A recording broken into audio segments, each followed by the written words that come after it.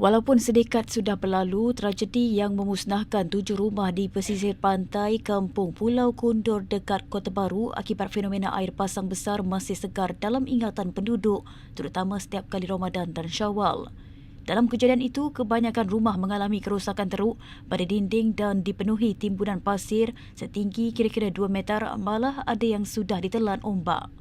Setiap tahun, kawasan perkampungan itu dikatakan semakin mengecil akibat hakisan sekaligus menyebabkan penduduk yang masih bertahan terpaksa hidup dalam kebimbangan mengenai nasib mereka.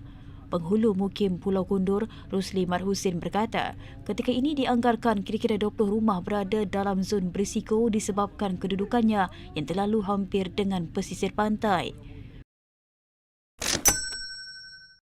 Walaupun sedekad sudah berlalu, tragedi yang memusnahkan 7 rumah di pesisir pantai Kampung Pulau Kundur dekat Kota Baru akibat fenomena air pasang besar masih segar dalam ingatan penduduk, terutama setiap kali Ramadan dan Syawal.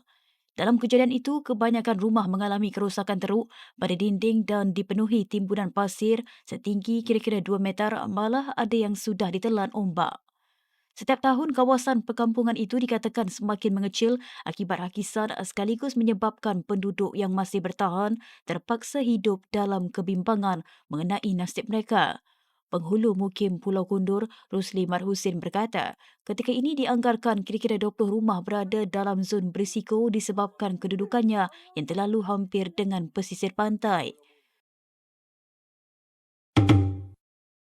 Walaupun sedekad sudah berlalu, tragedi yang memusnahkan 7 rumah di pesisir pantai Kampung Pulau Kundur dekat Kota Baru akibat fenomena air pasang besar masih segar dalam ingatan penduduk, terutama setiap kali Ramadan dan Syawal. Dalam kejadian itu, kebanyakan rumah mengalami kerosakan teruk pada dinding dan dipenuhi timbunan pasir setinggi kira-kira 2 meter, malah ada yang sudah ditelan ombak. Setiap tahun, kawasan perkampungan itu dikatakan semakin mengecil akibat hakisan sekaligus menyebabkan penduduk yang masih bertahan terpaksa hidup dalam kebimbangan mengenai nasib mereka.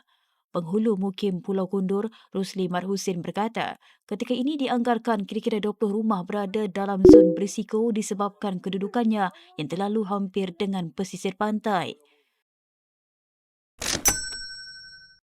Walaupun sedekad sudah berlalu, tragedi yang memusnahkan 7 rumah di pesisir pantai Kampung Pulau Kundur dekat Kota Baru akibat fenomena air pasang besar masih segar dalam ingatan penduduk, terutama setiap kali Ramadan dan Syawal. Dalam kejadian itu, kebanyakan rumah mengalami kerosakan teruk pada dinding dan dipenuhi timbunan pasir setinggi kira-kira 2 meter, malah ada yang sudah ditelan ombak. Setiap tahun, kawasan perkampungan itu dikatakan semakin mengecil akibat hakisan sekaligus menyebabkan penduduk yang masih bertahan terpaksa hidup dalam kebimbangan mengenai nasib mereka. Penghulu Mukim Pulau Kundur, Rusli Marhusin berkata, ketika ini dianggarkan kira-kira 20 rumah berada dalam zon berisiko disebabkan kedudukannya yang terlalu hampir dengan pesisir pantai. 想要马来文变得666，说的六，听的六，写的也六，那就记得关注小明老师。